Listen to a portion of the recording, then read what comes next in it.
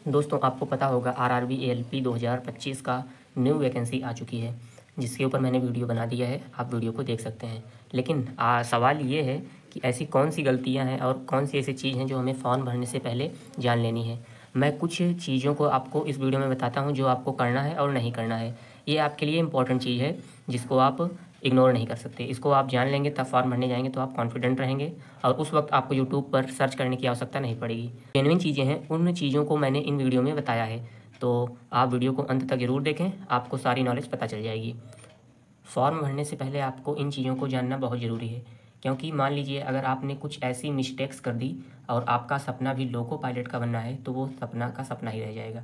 ठीक है, तो आपको वीडियो को पूरा देखना है और जो जो चीज़ें मैंने बताई हैं उसको आपको फॉलो करना है। ठीक है, अगर कोई भी डाउट है तो आप मुझे कमेंट करिए, उस पर एक मैं वीडियो बना दूंगा या फिर आपको उसका रिप्लाई ज़रूर दूंगा। तो ठीक है, बढ़ते हैं अपनी वीडियो पर। फॉर्म को वही स्टूडेंट्स भर सकते हैं जिनका आईटीआई, डिप्लोमा या फिर बीटेक का रिज़ल्ट 12 अप्रैल से पहले तक आ गया है।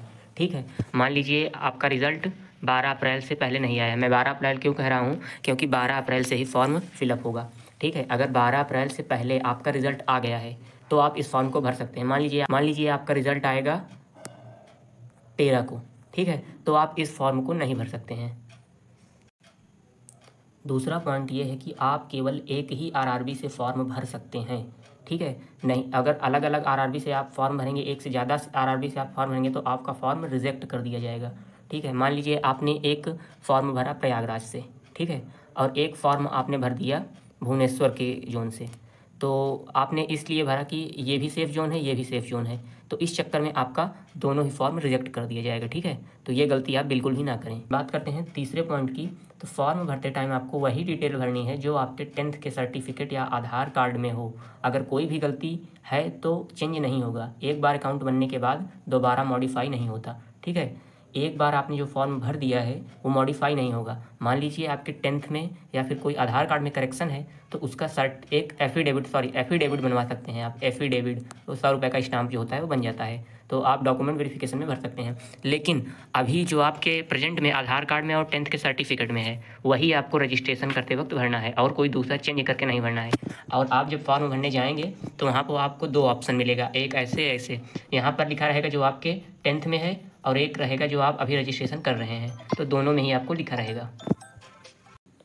और चौथा पॉइंट है अपना, आपको 2 मोबाइल नंबर और 2 ईमेल से फॉर्म नहीं भरना है, नहीं तो आपका दोनों फॉर्म रिजेक्ट कर दिया जाएगा।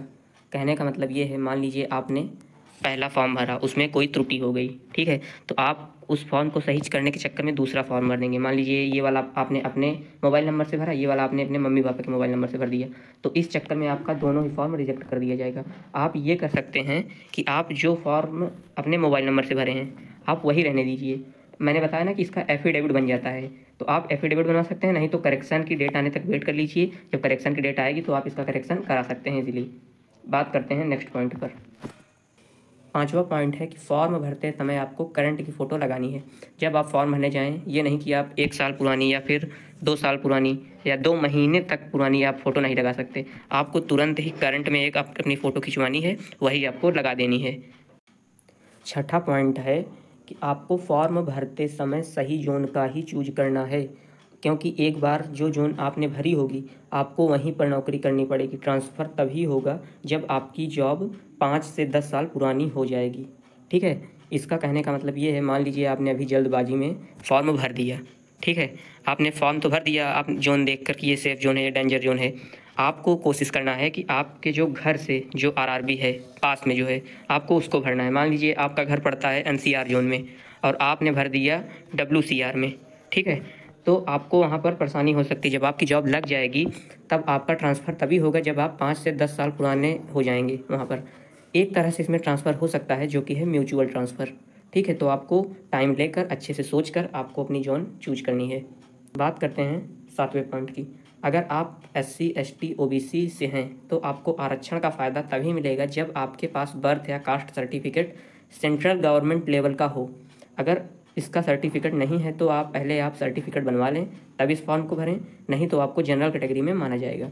इसका मतलब ये है कि अगर आप SC OBC या फिर ST से आते हैं तो आपको आरक्षण का फ़ायदा तभी मिलेगा जब आप जब आपके पास इसका सर्टिफिकेट होगा, और सर्टिफिकेट बनवा लीजिए पहले, उसके बाद फॉर्म को फिलअप कीजिए, नहीं तो आपको जनरल में माना जाएगा और आपको आरक्षण का फ़ायदा इसमें नहीं मिलेगा।